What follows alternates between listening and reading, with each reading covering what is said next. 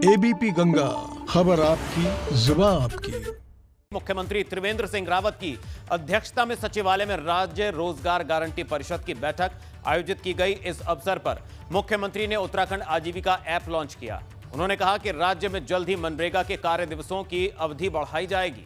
मनरेगा के कार्य दिवस 100 दिन से बढ़ाकर 150 दिन किए जाएंगे, जिसके लिए धनराशि की व्यवस्था राज्य फंड से ही जारी की जाएगी। उन्होंने अधिकारियों को निर्देश दिए कि मनरेगा के तहत कुछ जनपदों में अच्छा कार्य हुआ है। कार्य प्रकृति में सुधार के लिए सभी जिलों में एक दूसरे से अपने अनुभवों को साझा करें। जिला अधिकारियों द्वारा मनरेगा के तहत होने वाले कार्यों की 15 दिनों में जिला स्तर पर समीक्षा भी की जाए।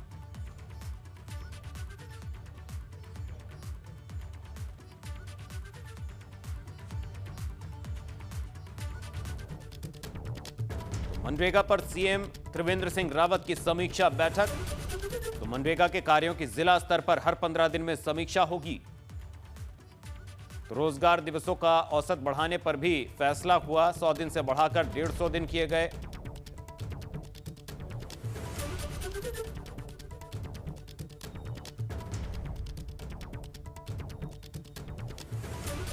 तो सभी जिले एक दूसरे से अपने अनुभव साझा करें। कार्यों की जिला स्तर पर 15 दिन में समीक्षा होगी।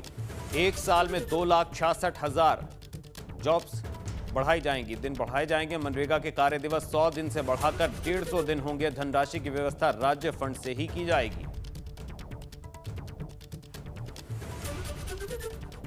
तो मनरेगा के तहत रोजगार दिवसों का औसत बढ़ाया जाए, यह फैसला लिया गया। धनराशि की व्यवस्था राज्य फंड से ही होगी। उधर भाजपा के मिशन 2022 की तैयारियां तेज हो गई हैं। यही वजह है कि आज उत्तराखंड बीजेपी प्रदेश अध्यक्ष बंशीधर भगत दिल्ली पहुंचे, जहां वो भाजपा के दिग्गज नेताओं से मुलाकात कर रहे हैं।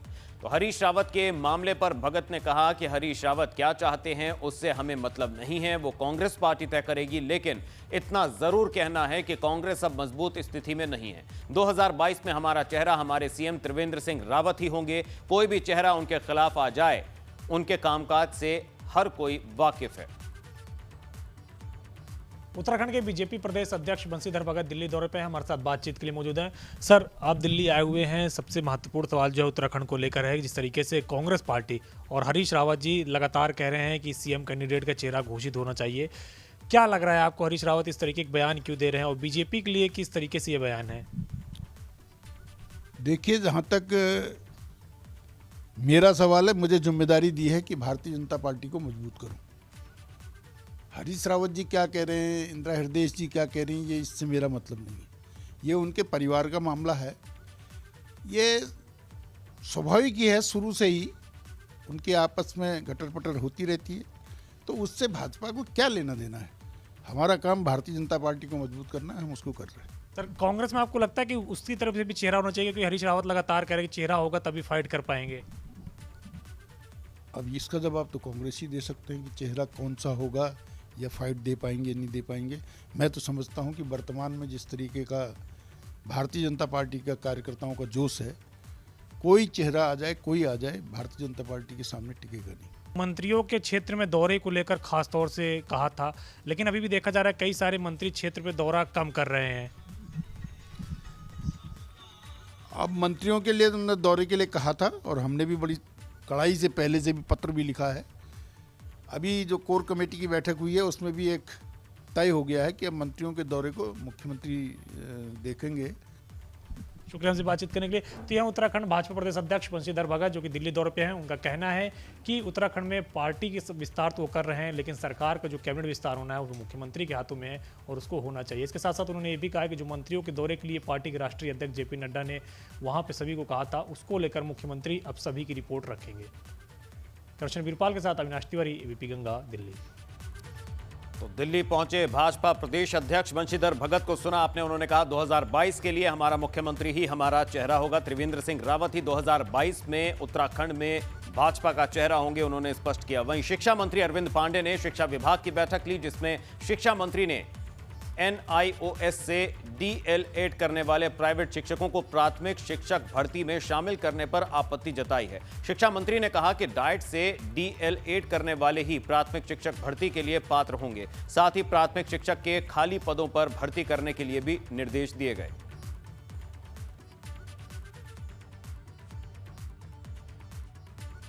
बीच में एक बात आई कि NIOS के माध्यम से जिन्होंने DL8 किया उनको भी भर्ती में चांस दिया जाए। तो आज हमने बिल्कुल स्पष्ट निर्देश है कि जो गवर्नमेंट जिन बच्चों को DL8 कराती है हम उन्हीं को भी सीधी भर्ती में हम स्थान देंगे। जो NIOS के माध्यम से DL8 करके आए हैं उनको अभी इसमें हम अवसर नहीं देंगे। कोविड-19 के दौरान बहुत समय से स्कूल बंद है और हमने विभाग को निर्देशित किया है कि मुख्यमंत्री जी के लेवल पर निर्णय होना है। बहुत जल्दी कक्षा 9 के और 11 के ये कक्षाएं खोली जाएं, इसके लिए प्रस्ताव भेजा जाए और 1 फरवरी से कक्षा 6 से लेकर 8 तक के बच्चों के स्कूल भी खोले जाएं। यह प्रस्ताव बनाने के लिए हमने निर्देशित किया है।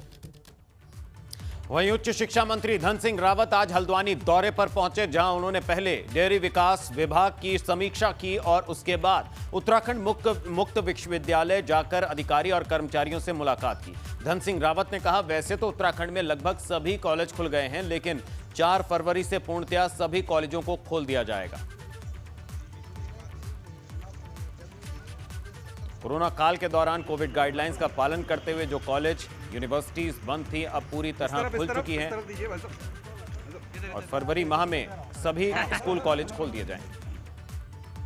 वहीं केंद्र के कृषि कानूनों के खिलाफ प्रदर्शन कर रहे किसानों ने गणतंत्र दिवस के अवसर पर दिल्ली में अपनी प्रस्तावित ट्रैक्टर परेड को लेकर काशीपुर के किसानों ने भी तैयारी शुरू कर दी है। काशीपुर के चेती मैदान में आज क्षेत्र के दर्जनों किसान अपने ट्रैक्टर लेकर पहुंचे और रजिस्ट्रेशन कराया।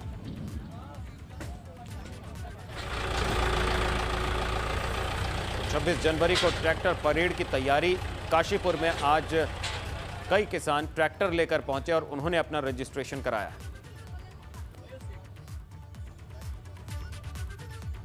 चलिए खबरों के सफर में बढ़ेंगे आगे। देवभूमि उत्तराखंड में रोड सेफ्टी महीने की शुरुआत हो चुकी है। आज पुलिस लाइन में आयोजित कार्यक्रम में पुलिस महानिदेशक अशोक कुमार ने रोड सेफ्टी महीने की शुरुआत की।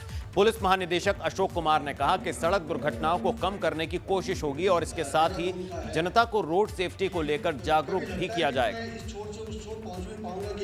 सजेशन है और इसमें मेरे साथ भी यहाँ बैठे हैं कि ऐसा कोई रूल पास है।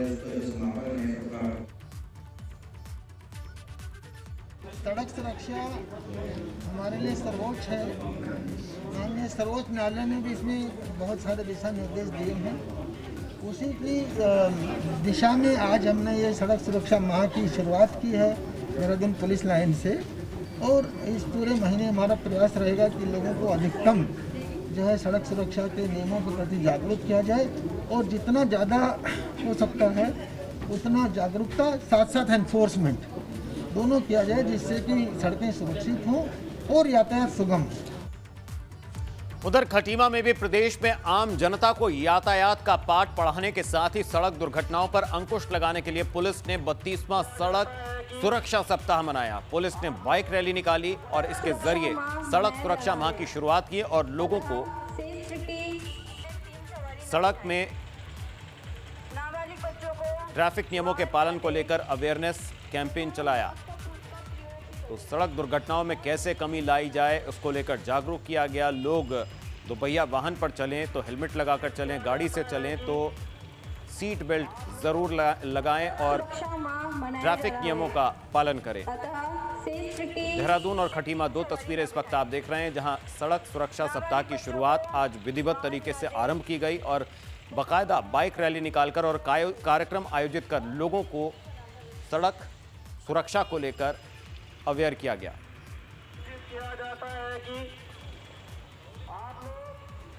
सुरक्षा माह मनाया जा रहा है, अतः सेफ्टी 3 सवारी न बिठाएं।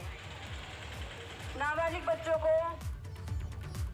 वहीं हरिद्वार में कांग्रेस प्रदेश अध्यक्ष के नेतृत्व में किसानों के समर्थन में कांग्रेस ने ट्रैक्टर रैली निकाली, लेकिन इस बीच हंगामा देखने को मिला। दरअसल रैली काबहा हैदराबाद से बढ़ेगी और वहां से निकाली जानी थी, लेकिन अचानक रैली क्रोशनाबाद की तरफ निकाली जाने लगी, जिसके बाद पुलिस ने कांग्रेस कार्यकर्ताओं को रोक लिया, जिसके बाद रैली में मौजूद कांग्रेस प्रदेश अध्यक्ष प्रीतम सिंह और प्रशासन के अधिकारियों के बीच नोकझोंक भी देखने को मिली। तो किसानों के समर्थन में ट्रैक्टर रैली निकालने के लिए कांग्रेस कार्यकर्ता निकले और इसी बीच हंगामे की भी तस्वीरें देखने को मिली। प्रीतम सिंह और प्रशासन के अधिकारियों के बीच नोकझोंक हुई।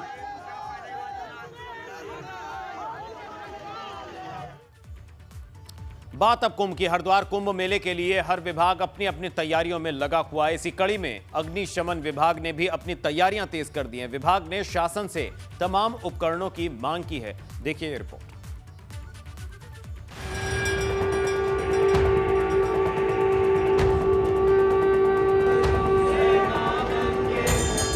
अगर कार्यक्रम बड़ा हो तो तैयारी भी मुकम्मल होनी चाहिए। अगर बात कुंभ मेले की हो तो फिर कोई भी महकमा कैसे कोई कोर कसर छोड़ सकता है।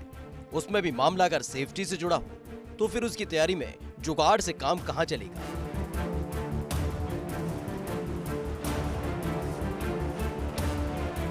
अब जरा इन तस्वीरों और यहां की तैयारियों को ही देख लें, सब समझ में आ जाएगा।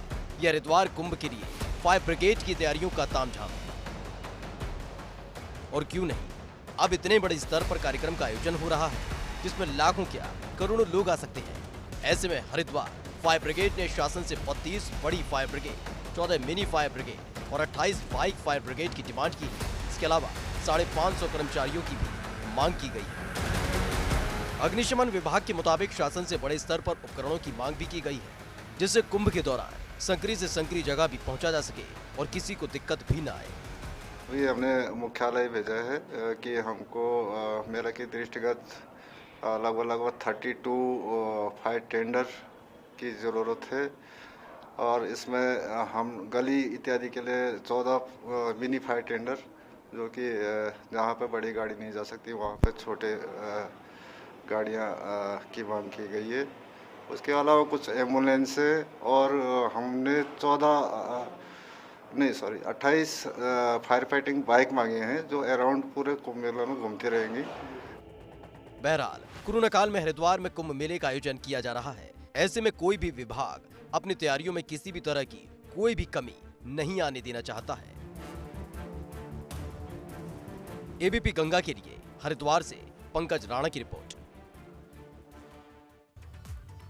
और अब खबर टिहरी से। टिहरी जिले के विधानसभा घनसाली के दोपरधार में एक पोल्ट्री फार्म में 150 मुर्गियों के मरने से लोगों में दहशत का माहौल है। मुर्गियों के मरने की सूचना फार्म संचालक ने प्रशासन को भी दे दी है। प्रशासन डॉक्टरों और वन विभाग की टीम के साथ मौके पर पहुंचकर मरी हुई मुर्गियों की सैंपलिंग कर लैब में भेज रहा है। देश में चल रहे बर्ड फ्लू के मद्देनजर स्थानीय लोगों ने बर्ड फ्लू से मुर्गियों की मौत की आशंका जताई है।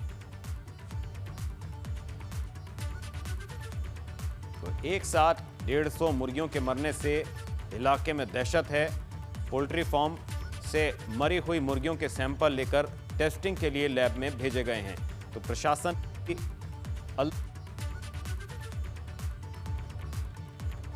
ये फोन आया था कि दोपहर में 150 मुर्गियां अज्ञात कारणों से मारी गई हैं। हमने तुरंत जो है वन विभाग और पशु चिकित्सा अधिकारी को सूचित कर दिया था। उनकी टीम ने वहां जाके उनको रीति अनुसार दफना दिया है और बरेली उनका बर्ड फ्लू के लिए सैंपल गया है, जिसकी रिपोर्ट 3 दिन बाद आएगी। उसी के बाद हम कुछ बता पाएंगे। वहीं नेशनल हाईवे के क्षेत्रीय अधिकारी सीके सिन्हा ने आज एबीपी गंगा को हरिद्वार में कुंभ से संबंधित एनएच के कार्यों के समय से पूरा होने का दावा किया। उन्होंने कहा कि कुछ प्रोजेक्ट्स पूरे हो चुके हैं और शेष इसी महीने चालू हो जाएंगे। उत्तराखंड का सबसे बड़ा एलिवेटेड ब्रिज मोतीचूर के पास बनकर तैयार है, जिसे आवागमन के लिए जल्द ही खोला जा रहा है।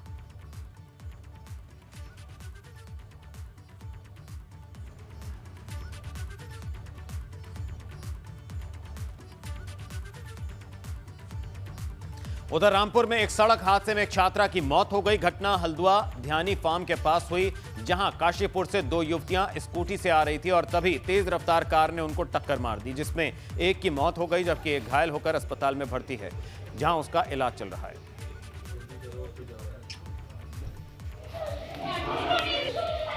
सड़क दुर्घटना में एक युवती की जान चली गई। आपको बता दें, स्कूटी पर सवार 2 युवतियां जब जा रही थीं, कार से टक्कर लगने से एक की मौके पर मौत हो गई, जबकि दूसरी अस्पताल में भर्ती है और उसका इलाज चल रहा है।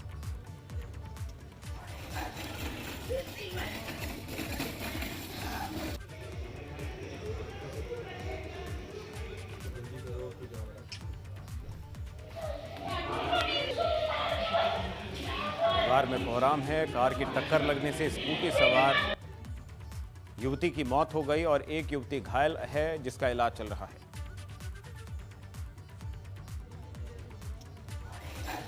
अभी कुछ देर पहले सूचना मिली थी कि हल्द्वानी के पास एक कार और स्कूटी सवार में भिड़ंत हुई है। उसमें पिरोमदारा चौकी मौके पर पहुंच गई है और स्कूटी सवार जो घायल थे उनकी मृत्यु की, इसमें से एक की मृत्यु की सूचना मिली है। पिरोमदारा चौकी पुलिस जांच कर रही है। स्थानीय स्तर पर कोतवाली पुलिस द्वारा जांच की जा रही है।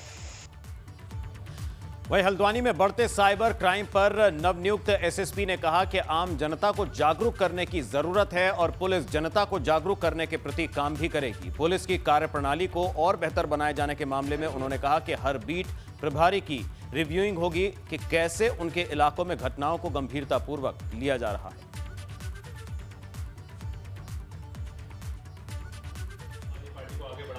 उत्तराखंड में पूरे रुड़की जोन में इसी तरीके से आगे लगातार आपसी सामंजस्य, आर्थिक बातें होंगी, बहुत सारे डिस्कशन होंगे, बहुत सारी कार्यकारिणी बनती।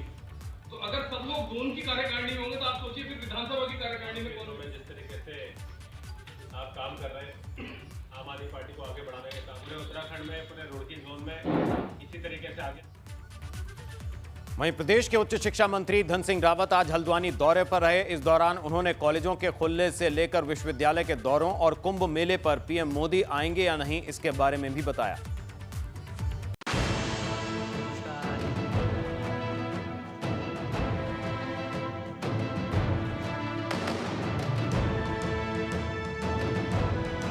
उत्तराखंड में भी 2022 में विधानसभा चुनाव होंगे, जिसे लेकर लगता है कि मंत्री चुनावी मूड में आ गए हैं। ये उच्च शिक्षा मंत्री धन सिंह रावत हैं। हल्द्वानी दौरे पर पहुंचे तो डेयरी विकास विभाग की समीक्षा से लेकर उत्तराखंड मुक्त विश्वविद्यालय तक का चक्कर लगा दिया। उन्होंने कहा कि 4 फरवरी से प्रदेश में सभी कॉलेजेस को खोल दिया जाएगा। आज और कल 2 दिन का मुक्त विश्वविद्यालय में हम लोगों के समीक्षा बैठकें हैं। विश्वविद्यालयों के निर्माण कामों से लेके, यहाँ के प्रशासनिक कामों से लेके, और विश्वविद्यालयों को देश की रैंकिंग में A ग्रेड कैसे लिया जाए, इस पे हमारा फोकस रहेगा। धन सिंह रावत की माने तो अगले कुछ दिनों में वो उत्तराखंड के हर विश्वविद्यालय का दौरा करेंगे और वहां की जमीनी हालात का जायजा लेंगे। इस दौरान जब उनसे मुक्त विश्वविद्यालय में नियुक्तियों को लेकर पैदा हुए विवाद के बारे में पूछा गया तो उन्होंने साफ कर दिया कि यहाँ सब कुछ UGC के नियमों के तहत होता है।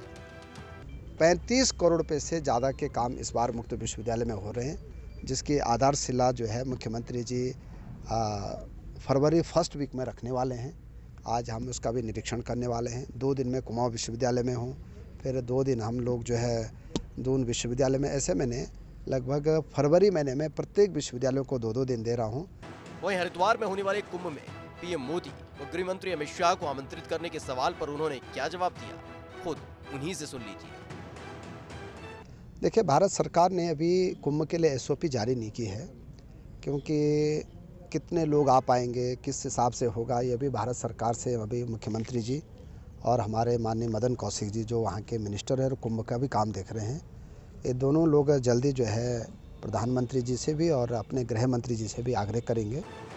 बहरहाल भले ही चुनाव में अभी 1 साल से ज्यादा का वक्त बचा हो, ऐसे में नेता हैं और वो भी मंत्री, सक्रियता तो बनती ही है।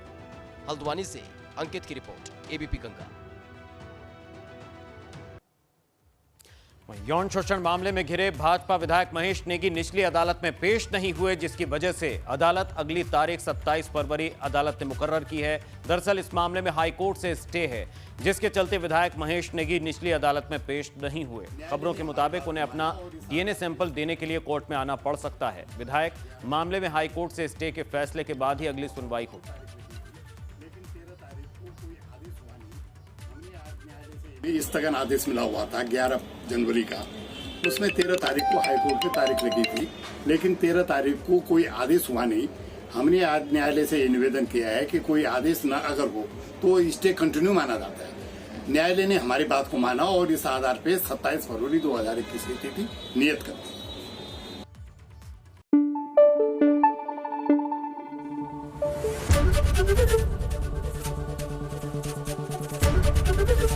एबीपी गंगा, खबर आपकी, जुबान आपकी।